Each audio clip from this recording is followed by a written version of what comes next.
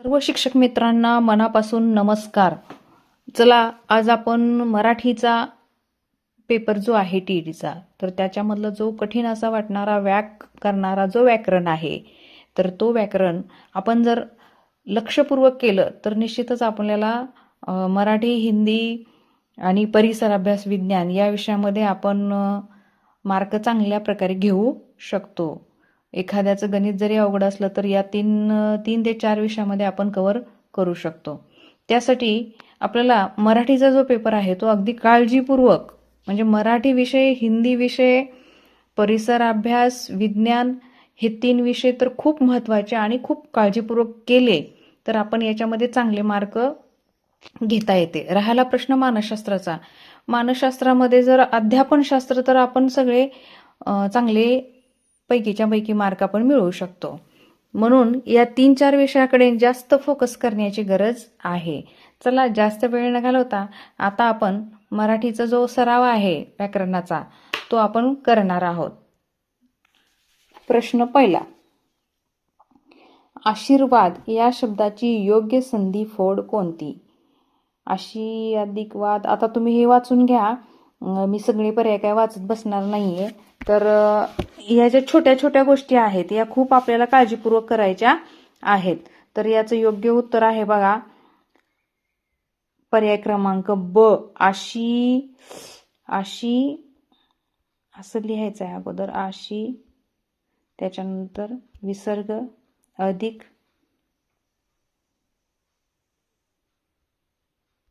वाद बरोबर आशीर्वाद. याला कोणती संधी म्हणतो आपण? विसर्ग संधी. काय म्हणायचंय? विसर्ग संधी. विसर्ग संधीचे हे उदाहरण आहे. चला, नेक्स्ट प्रश्न क्रमांक दुसरा. सज्जन या शब्दाचा संधी विग्रह कोणता? बघा, स अधिक जन नाही होत, सत अधिक जन. सत अधिक जन हे अगदी बरोबर आहे. पर्याय क्रमांक 2. कारण खालचे पर्याय द, ज घ्यायचं नाहीये. नेक्स्ट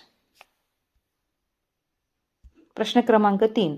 अन्वेषण या शब्दाचा संधी विग्रह ओळखा. तर बघा, याचं बघा पर्याय बघून घ्या. अनु अधिक येशन, अनु अधिक येशन, अन अधिक वेशन, अनु अधिक वेशन. तर याचं योग्य उत्तर आहे पर्याय क्रमांक अ. नेक्स्ट प्रश्न क्रमांक 4. स्वच्छ या शब्दाची संधी कोणती? तर बघा, स्वच्छ या शब्दाची संधी खाली पर्याय वाचून घ्या. सु अधिक अच्छ, स्व अधिक अच्छ, सु अधिक छ, स्व अधिक छ. तर याचं योग्य उत्तर आहे सु अधिक अच्छ म्हणजे स्वच्छ.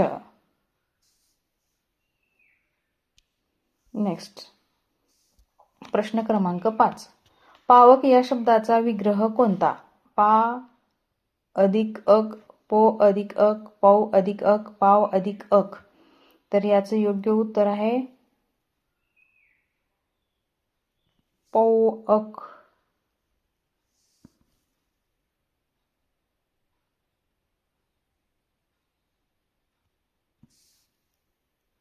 चला, नेक्स्ट प्रश्न क्रमांक 6. उल्हास या शब्दाचा योग्य विग्रह काय आहे?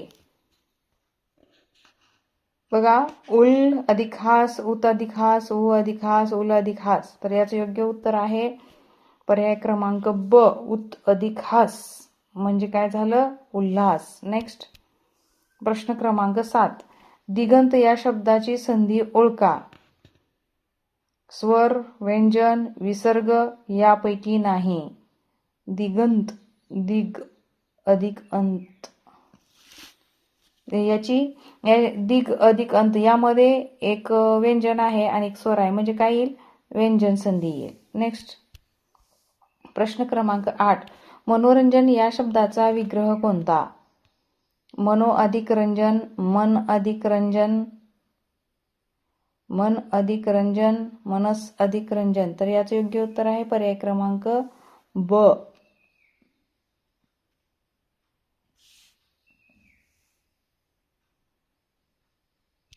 नेक्स्ट प्रश्न क्रमांक 9. तपोबल हा कोणत्या संधीचा प्रकार आहे? तपोबल हा कोणत्या संधीचा प्रकार आहे? स्वर संधी, व्यंजन संधी, विसर्ग संधी, पररूप संधी. तर बघा या ठिकाणी याचं योग्य उत्तर येते विसर्ग संधी. नेक्स्ट प्रश्न क्रमांक 10. वाग्निश्चयचा विग्रह कोणता? तर बघा खाली पर्याय वाचून घ्यायचा आपल्याला प्रश्न क्रमांक 10चे. तर याचं योग्य उत्तर आहे वाग अधिक निश्चय, पर्याय क्रमांक अ. नेक्स्ट प्रश्न क्रमांक 11. यथाशक्ती हा कोणता समास आहे? बघा यथा हा काय लागलेला याला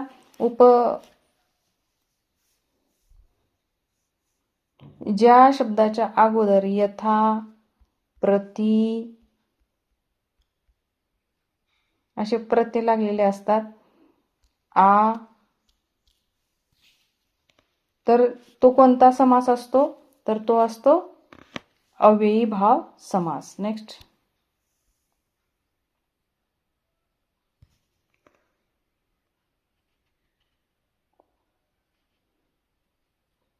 दशमुख या शब्दाचा समास कोणता?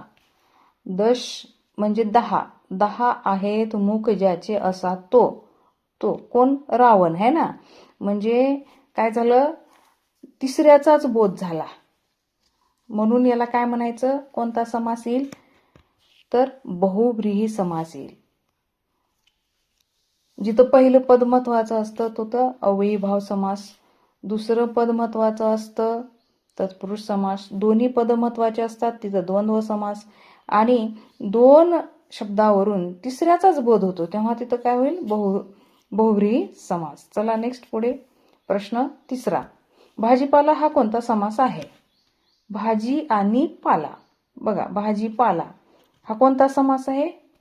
समाहार द्वंद्व समास आहे. कसा समास आहे? समाहार द्वंद्व समास. बघा परीक्षेला आपल्याला इतरेतर द्वंद्व समास, वैकल्पिक द्वंद्व समास, तत्पुरुष समास, समाहार द्वंद्व समास याची उदाहरणं आतापर्यंत खूप वेळा आलेली आहेत. नेक्स्ट प्रश्न क्रमांक 14. गजानन या शब्दाचा समास ओळखा. तत्पुरुष, बहुव्रीही, द्विगु, अव्ययीभाव. तर याचं योग्य उत्तर आहे बहुव्रीही समास. निळकंठ सारखंच, निळा आहे कंठ ज्याचा असा तो, गज आहे आनंद ज्याचे असा तो गजानन असे. नेक्स्ट प्रश्न क्रमांक 15. पंचपाळे हा कोणता समास आहे? तर याचं योग्य उत्तर आहे द्विगु समास. तत्पुरुष समास, द्वंद्व समास, बहुव्रीही समास. तर याच्यामध्ये कोणता आहे? पंचपाळे म्हणजे 5 पाळ्या असणारा पंचपाळे द्विगु समास. नेक्स्ट प्रश्न क्रमांक 16. कष्टसाध्य हा कोणता तत्पुरुष समास आहे? द्वितीया, तृतीया, चतुर्थी, पंचमी. तर बघा याचं योग्य उत्तर आहे तृतीया.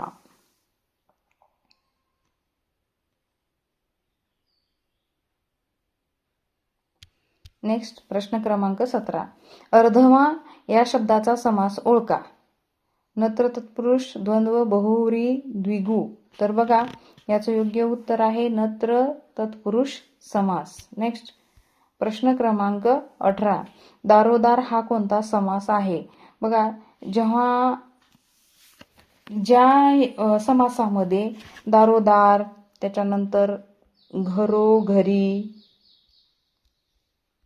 त्यानंतर क्षणोक्षणी असे जे शब्द येतात तर लक्षात ठेवायचं आहे तो कोणता समास असतो? तर तो असतो अव्ययीभाव समास. नेक्स्ट प्रश्न क्रमांक 19. पाप पुण्य हा कोणता द्वंद्व समास आहे? बघा इथं पाप आणि पुण्य म्हणजे कोणता समास येईल? इतरेतर येईल, वैकल्पिक, समाहार का यापैकी नाही. पाप वेगळा शब्द आहे आणि पुण्य वेगळा शब्द आहे. ज्यावेळेस असे वेगळे वेगळे शब्द एकत्र येतात तेव्हा त्याला काय म्हणायचं? वैकल्पिक द्वंद्व समास. चलो नेक्स्ट प्रश्न क्रमांक 20. त्रिकोण हा कोणता समास आहे? द्विगु, अव्ययीभाव, बहुव्रीही, तत्पुरुष. आता बघा त्रि म्हणजे इथं 3 कोण असलेला त्रिकोण है ना.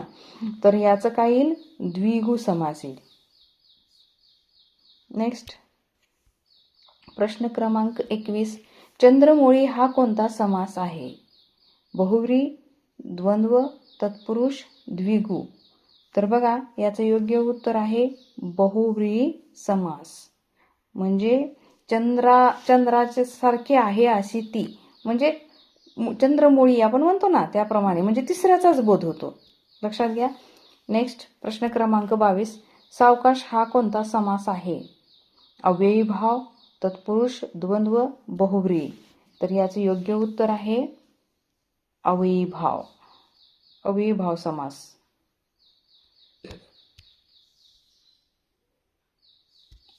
सूर्योदय हा कोणता समास आहे? प्रश्न क्रमांक 23. तत्पुरुष, द्विगु, द्वंद्व, बहुव्रीही. तर बघा याचे योग्य उत्तर आहे तत्पुरुष समास. नेक्स्ट प्रश्न क्रमांक 24. अष्टभुजा हा कोणता समास आहे? अष्टभुजा हा कोणता समास आहे? आता इथं 8 भुजा असलेला असा तो, म्हणजे इथं काय येईल? बहुव्रीही समास, म्हणजे तिसऱ्याचाच बोध होतो. नेक्स्ट प्रश्न क्रमांक 25. ने आन हा कोणता समास आहे? तर बघा इतरेतर द्वंद्व समास, समाहार द्वंद्व, वैकल्पिक द्वंद्व, तत्पुरुष. तर याचे योग्य उत्तर आहे इतरेतर द्वंद्व समास, ने आन.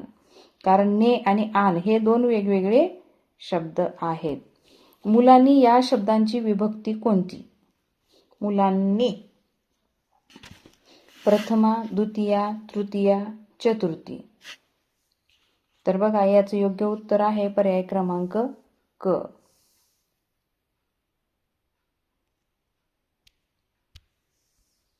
प्रश्न क्रमांक 27.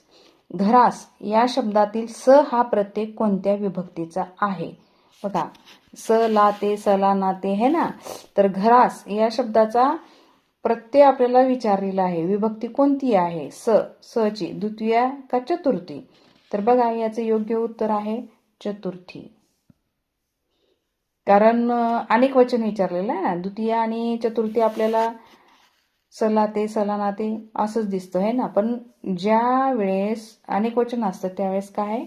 चतुर्थी. नेक्स्ट प्रश्न क्रमांक 28. अग्नी हे कोणत्या लिंगाचे रूप आहे? पुल्लिंग, स्त्रीलिंग, नपुसकलिंग का यापैकी नाही? तर बघा ती अग्नी आपण काय म्हणतो? ती अग्नी, तो अग्नी म्हणतो का नाही? तर याचं योग्य उत्तर आहे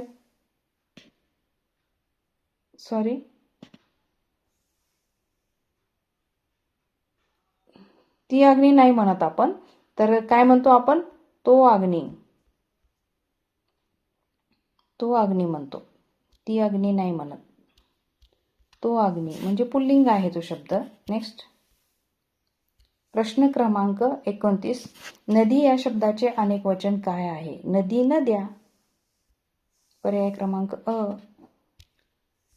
नेक्स्ट प्रश्न क्रमांक 30. कवी या शब्दाचे अनेक वचन काय आहे? तर कवी, कव्या, कवींची, कवीने, कवी, कवीच. चला पुढचा प्रश्न. तृतीया विभक्तीचा प्रत्यय कोणता? ने, ए, शी, स, ला, ते, ऊन, हुन, चाचीचे. बघा चाचीचे म्हणले की काय आलं? हे षष्टी आलं. चाचीचे म्हणले की षष्टी आलं. ऊन, हुन म्हणले की पंचमी आलं. सला ते, सला नाते.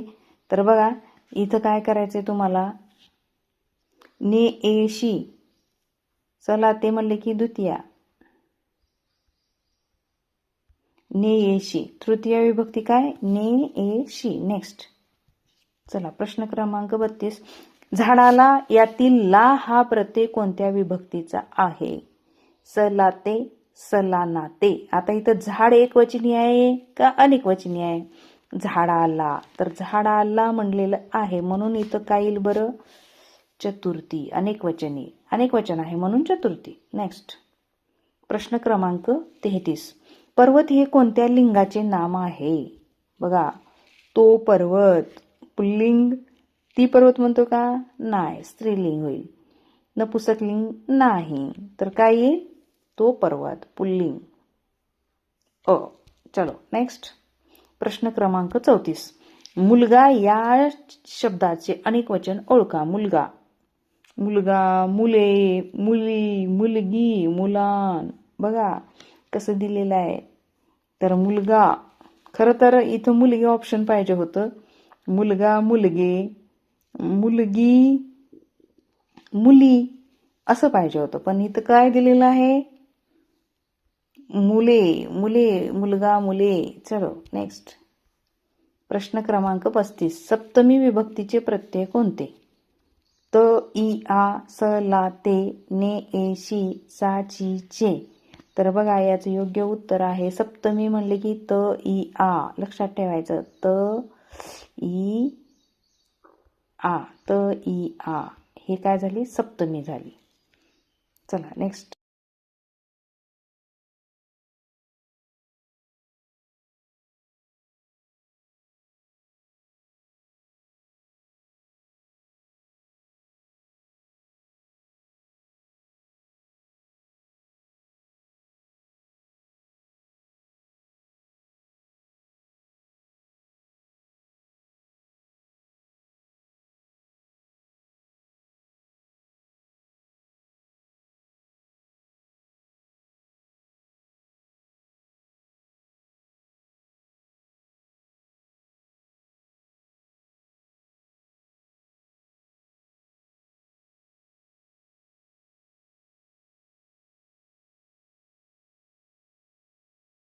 ला विभक्ती ओळखा. ला आलेला आहे. द्वितीया, तृतीया, चतुर्थी, अ आणि क दोन्ही. तर बघा स, ला, ते, स, ला, ना, ते. तर इथं काय दिलेलं आहे? बाळाला ला दिलेला आहे. त्याच्यामुळं काय होईल इथं? द्वितीया आणि चतुर्थी दोन्ही होईल. मग हे दोन्ही करायचं का? नाही, कारण खाली ऑप्शन दिलंय ना अ आणि क. हे करायचं, हे करायचं नाही. नेक्स्ट. प्रश्न क्रमांक 40. आईने विभक्ती ओळखा. आता इथं आलं ने, ने, ए, शी. कशाची विभक्ती आहे? ने, ए, शी. सांगा. आईने तृतीया, तृतीया आहे. ने, ए, शी. नेक्स्ट. तो आंबा खात असे. हा कोणता काळ आहे? खात असे. बघा तो आंबा खात असे म्हणजे भूतकाळ झाला. पण कोणता आहे? खाण्याची क्रिया इथं कशी आहे? चालूच आहे. म्हणून कोणता भूतकाळ? रेती भूतकाळ आहे. चला प्रश्न 42. मी पुस्तक वाचले असेल. हा शब्द हा कोणता काळ आहे? मी पुस्तक वाचले असेल. असेल म्हणलं की कोणता काळ येईल? भविष्यकाळ येईल. पण कोणता? भविष्यामध्ये कोणता? आता इथं सगळेच भविष्यकाळ आहेत. कोणता भविष्यकाळ आहे? पूर्ण भविष्यकाळ. वाचले असेल. वाचले म्हणलं जिथं ले आले म्हणजे वाचून पूर्ण झालेला आहे. चला नेक्स्ट. पुढे प्रश्न क्रमांक 43. तो नेहमी शाळेत जातो. कोणता काळ आहे? बघा तो नेहमी शाळेत जातो. रीती वर्तमान काळ, साधा वर्तमान काळ, अपूर्ण वर्तमान काळ का पूर्ण वर्तमान काळ? तर याचं योग्य उत्तर आहे साधा वर्तमान काळ आहे. तो नेहमी शाळेत जातो. बस. प्रश्न 44. ती जेवत आहे. कोणता काळ आहे? अपूर्ण वर्तमान काळ, पूर्ण वर्तमान काळ, साधा वर्तमान काळ, रीती वर्तमान काळ. बघा ती जेवत आहे म्हणजे सगळे वर्तमान काळ आहे. पण इथं कसं आहे? जेवण्याची क्रिया संपलेली आहे का? नाही, अपूर्ण आहे. म्हणून इथं काय येईल? अपूर्ण वर्तमान काळ. चला नेक्स्ट. पुढे प्रश्न क्रमांक 45. त्याने काम केले होते. कोणता काळ आहे? होते म्हणलं की काय आलं? भूतकाळ आलं. पण इथं सगळेच भूतकाळ आहेत. बघा पर्याय वाचून घ्या 45चे. तर याचं योग्य उत्तर आहे पूर्ण भूतकाळ. काम केले होते. काम करण्याची, काम करत होते असं आहे का? नाही. म्हणून काय? पूर्ण भूतकाळ. नेक्स्ट. प्रश्न क्रमांक 46. उद्या पाऊस पडेल. कोणता काळ आहे? पडेल. पडेल म्हणल्यावर भविष्यकाळ असणार आहे. पण त्यातही कोणता काळ आहे? तर एकदम साधा भविष्यकाळ आहे. चला नेक्स्ट. प्रश्न क्रमांक 47. मी गीत गात असे. कोणता काळ आहे? असे म्हणले की भूतकाळ लक्षात ठेवायचं आहे. पण त्यातही भूतकाळामध्ये कोणता काळ आहे? रीती भूतकाळ, अपूर्ण भूतकाळ, पूर्ण भूतकाळ, साधा भूतकाळ. तर याचं योग्य उत्तर काय आहे? मी गाणे गात असे. तर याचं योग्य उत्तर आहे रीती भूतकाळ. चालू आहे. गाण्याची क्रिया झालेली नाही, संपलेली नाही. प्रश्न क्रमांक 48. तो अभ्यास करत राहील कोणता काळ आहे? रीती भविष्यकाळ, साधा भविष्यकाळ, पूर्ण भविष्यकाळ का अपूर्ण भविष्यकाळ? अभ्यास करत राहील, राहील म्हणले की भविष्यकाळ, पण करत म्हणलेलं आहे ना, म्हणून इथं काय येईल? रीती. जिथं त असतं तिथं रीती असतं. चला नेक्स्ट प्रश्न क्रमांक 49. मुले खेळत होती कोणता काळ आहे बघा? अपूर्ण भूतकाळ, पूर्ण भूतकाळ, रीती भूतकाळ, साधा भूतकाळ.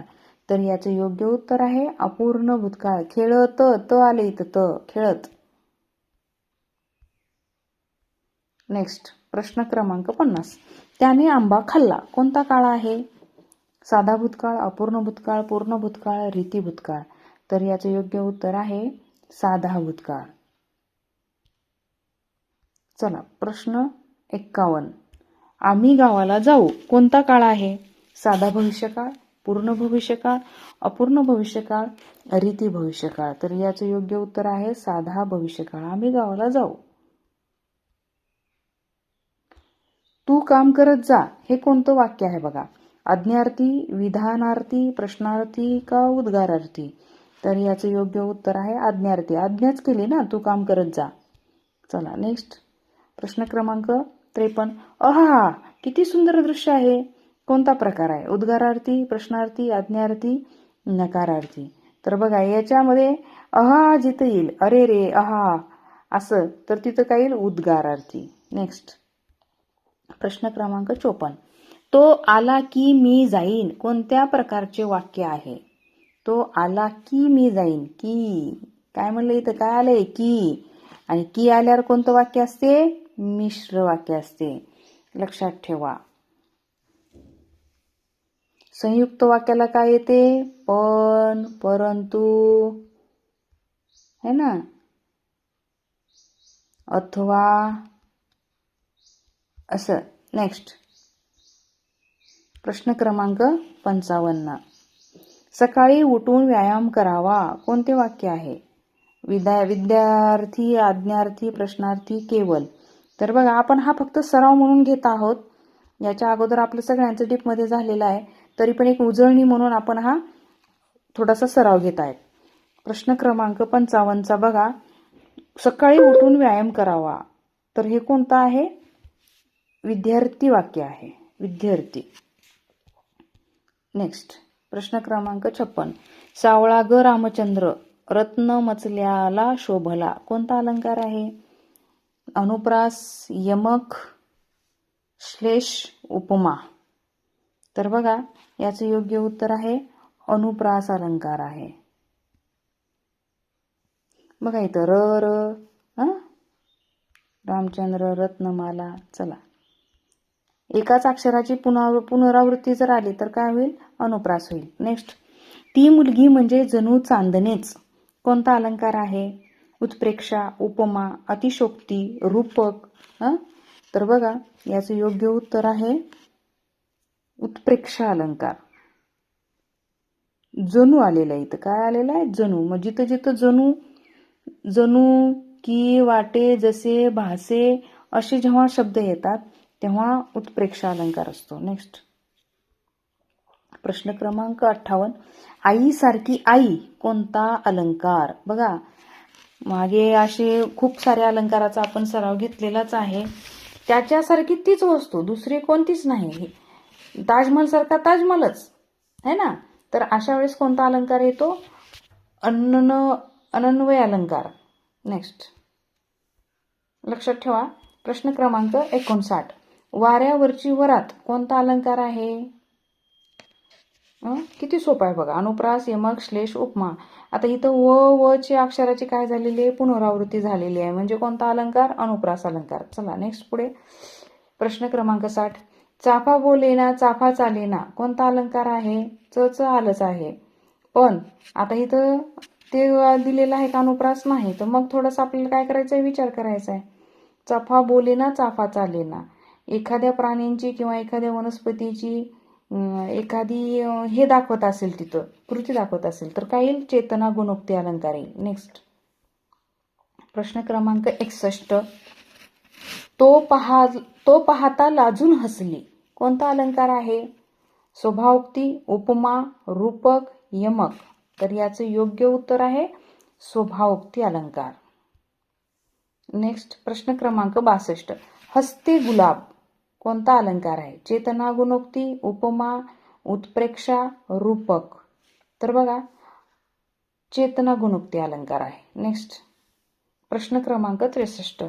बुडती हे जन देखुनी बुडती कोणता अलंकार आहे? अतिशयोक्ती, अनुप्रास, श्लेष, उपमा.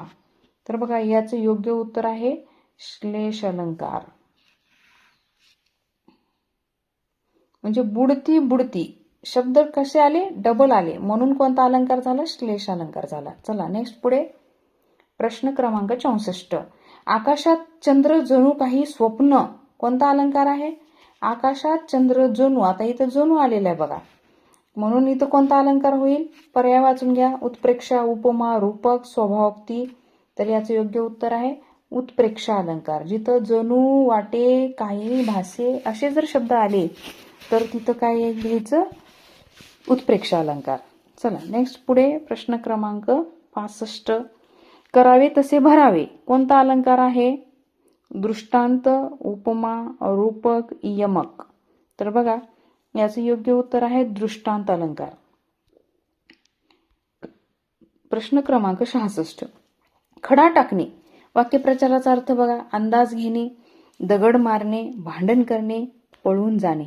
तर याचं योग्य उत्तर आहे अंदाज घेणे. नेक्स्ट प्रश्न क्रमांक 67. अंतरून पाहून पाय पसरणे म्हणीचा अर्थ सांगा. ऐपतीप्रमाणे वागणे, झोपणे, लांब होणे, भीती वाटणे. तर बघा याचं योग्य उत्तर काय आहे? ऐपतीप्रमाणे वागणे. नेक्स्ट प्रश्न क्रमांक 68. हात दाखवून अवलक्षण म्हण आहे, याचा अर्थ बघा. स्वतःहून संकट ओढवणे, मार खाणे, मदत मागणे, हुशारी दाखवणे. याचं योग्य उत्तर आहे स्वतःहून संकट ओढवणे. नेक्स्ट प्रश्न क्रमांक 69. तोंड दाबून बुक्क्यांचा मार या म्हणीचा अर्थ काय? तक्रार करण्याची सोय नसणे, मार खाणे, गुपचूप बसणे, बोलणे. तर इथं काय? तक्रार करण्याची सोय नसणे. चला नेक्स्ट पुढे प्रश्न क्रमांक 70. नवे 9 दिवस म्हणजे यालाच बायका म्हणतात नव्याचे 9 दिवस आहे ना. याचा अर्थ काय? नवीन गोष्टीचे आकर्षण अल्प असते. पहिलंच. चला प्रश्न क्रमांक 71. कानावर हात ठेवणे वाक्यप्रचाराचा अर्थ सांगा. जबाबदारी नाकारणे, ऐकू न येणे, कान दुखणे का घाबरणे. तर याचं योग्य उत्तर आहे पर्याय क्रमांक अ, जबाबदारी नाकारणे. चला पुढचा प्रश्न बघूया. प्रश्न क्रमांक 72. पाणी पडणे वाक्यप्रचाराचा अर्थ सांगा. मेहनत वाया जाणे, पावसात भिजणे, पाणी सांडणे, शुद्धीवर येणे. तर बघा याचं योग्य उत्तर आहे पर्याय क्रमांक अ, मेहनत वाया जाणे. चला नेक्स्ट पुढचा प्रश्न. डोळ्यात तेल घालून पाहणे, काळजीपूर्वक पाहणे, झोपणे, डोळ्यात पाणी येणे, रडणे. बघा याचं योग्य उत्तर काय असणार आहे? काळजीपूर्वक पाहणे. नेक्स्ट प्रश्न क्रमांक 74. काखेत कळसा आणि गावाला वळसा या म्हणीचा अर्थ काय? वस्तू जवळ असताना लांब शोधणे, गावाला जाणे, कळसा शोधणे, हार मानणे, वस्तू जवळ असताना लांब शोधणे. चला नेक्स्ट. आता इथं म्हणीला अर्थ असणारी सुद्धा एका वेगळ्या अर्थाची म्हणजे त्याच अर्थाची म्हण सुद्धा येऊ शकते बरं का. अति तिथे माती म्हणजे काय? अति प्रमाण वाईट, माती होणे, अति काम करणे, जमिनीवर बसणे. काय याचे योग्य उत्तर? अति प्रमाणात वाईट. म्हणजे कोणत्याही गोष्टीचा अतिरेक हा वाईटच असतो असा त्याचा मोठा अर्थ आहे, पण इथे दिलेला नाही, शॉर्टकट अर्थ दिलेला आहे. चला नेक्स्ट पुढे. उंटावरून शेळ्या हाकणे या म्हणीचा अर्थ काय? बसल्या जागी हुकूम देणे, उंटावर बसणे, शेळ्यांना त्रास देणे, प्रवास करणे. बसल्या जागेवरून हुकूम देणे. अर्थ फार मोठे मोठे आहेत म्हणीचे. गाढवाचे गोंधळ म्हणीचा अर्थ काय? अयोग्य व्यक्तींनी केलेली धांदल, गाढव रडणे, गोंधळ घालणे आणि काम करणे. तर याचं काय येईल? अ, योग्य व्यक्तींनी केलेली धांदल. चला पुढचा प्रश्न. अंगाची लाही होणे, खूप राग येणे, आगीत पडणे, भाजणे, थंडी वाजणे. तर अंगाची लाही होणे म्हणजे खूप राग येणे. प्रश्न 79. आकाशाला गवसणी घालणे, अशक्य गोष्टीचा प्रयत्न करणे, आकाश पाहणे, उडी मारणे, उंचावर चढणे. तर याचं योग्य उत्तर काय येईल? 79चं अशक्य गोष्टींचा प्रयत्न करणे. चला नेक्स्ट पुढे प्रश्न 80. दिवसेंदिवस हा कोणता समास आहे? अवयवी भाव, तत्पुरुष, द्वंद्व, बहुव्रीही. बघा मी आता मगाशी सांगितलं होतं तुम्हाला परोपरी, घरोघरी, क्षणोक्षणी आणि हे दिवसेंदिवस असे तेच रिपीट असणारे शब्द जर आपल्या ह्याच्यामध्ये आले तर कोणता समास असणार आहे? अव्ययी भाव समास. चला नेक्स्ट पुढे प्रश्न क्रमांक 81. अधोगतीचा संधी विग्रह काय आहे? अध अधिक गती, अधो अधिक गती, अध अधिक गती, अध अधिक गती. बघा याचे योग्य उत्तर आहे पर्याय क्रमांक अ, विग्रह संधी. चलो नेक्स्ट प्रश्न क्रमांक 82. पाणी अनेक वचन सांगा. पाण्याचे अनेक वचन काय असणार आहे? बघा पाणीच, पानिया, पाणी, पाने. तर पाण्याचं अनेक वचन काय येईल? पाणीच येईल. चला नेक्स्ट पुढे अक्कल खाजणे म्हणजे काय? अक्कल येणे, भीती वाटणे, त्रास होणे, आजारी पडणे. तर याचं योग्य उत्तर काय? अक्कल खाजणे म्हणजे अक्कल येणे. चला नेक्स्ट सज्जनमध्ये कोणता समास आहे? कर्मधारे, द्विगु, द्वंद्व, बहुव्रीही. तर याचं योग्य उत्तर आहे कर्मधारय समास. प्रश्न 85. झाडावरून विभक्ती ओळखा. पंचमी, षष्ठी, चतुर्थी, द्वितीया. आता इथं काय आलेलं आहे बघा, वरून, झाडावरून. कोणता समास आला? पंचमी. चला नेक्स्ट प्रश्न क्रमांक 86. तो आला. काळ कोणता आहे? साधा भूतकाळ, पूर्ण भूतकाळ, अपूर्ण भूतकाळ, रीती भूतकाळ. तो आला, साधा भूतकाळ. प्रश्न क्रमांक 87. उद्गारार्थी चिन्ह कोणते?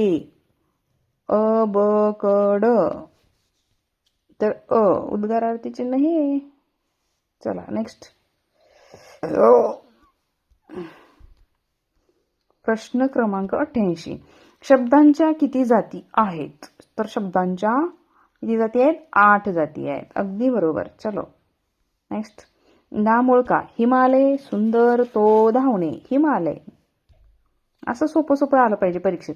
सर्वनाम ओळखा. मी, पुस्तक, पेन, शाळा. मी. पुस्तक हे कोणत्या लिंगाचे नाम आहे? पुल्लिंगी, स्त्रीलिंगी, नपुसकलिंगी का यापैकी नाही? ते पुस्तक म्हणतो ना आपण, नपुसकलिंगी. काय क. प्रश्न क्रमांक 92. धावणे हा कोणता प्रकार आहे?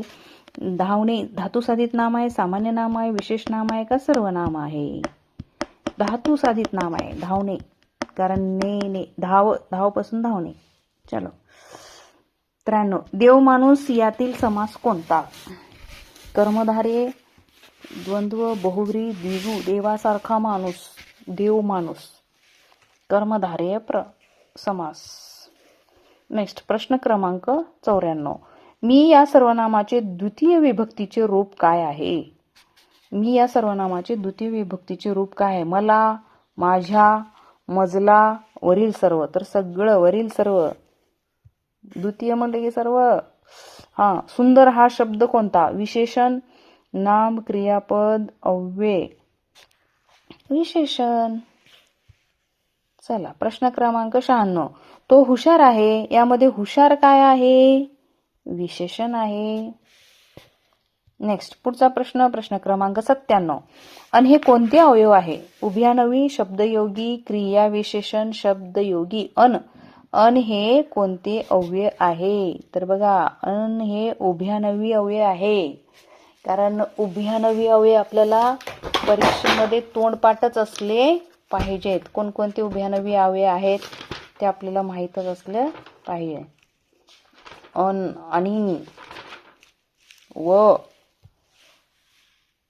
नेक्स्ट पुढचा प्रश्न क्रमांक 98. क्रियापदाचा मुख्य अर्थ काय? क्रिया दर्शवणे, नाम दर्शवणे, विशेषण दर्शवणे, काळ दर्शवणे. तर बघा याचं योग्य उत्तर आहे क्रिया दर्शवणे. क्रियापद म्हणजे की क्रिया दर्शवते. प्रश्न क्रमांक 99. काळ किती प्रकारचे आहेत? किती सोपा आहे. पर्याय क्रमांक प्रश्न म्हणत आहे मी, पर्याय म्हणायचं तर पर्याय अ 3. वर्तमान, भूत आणि भविष्य. नेक्स्ट प्रश्न क्रमांक 100. मराठी वर्णमालेत एकूण किती स्वर आहेत? हा प्रश्न येऊ शकतो. तर याचं योग्य उत्तर आहे स्वर 11. बघा, आपण स्वर म्हणतो 14, पण त्याच्यामध्ये काही स्वरादी आहेत. आणि आहा हे काय स्वरादी आहेत. तर 11 स्वर आहेत.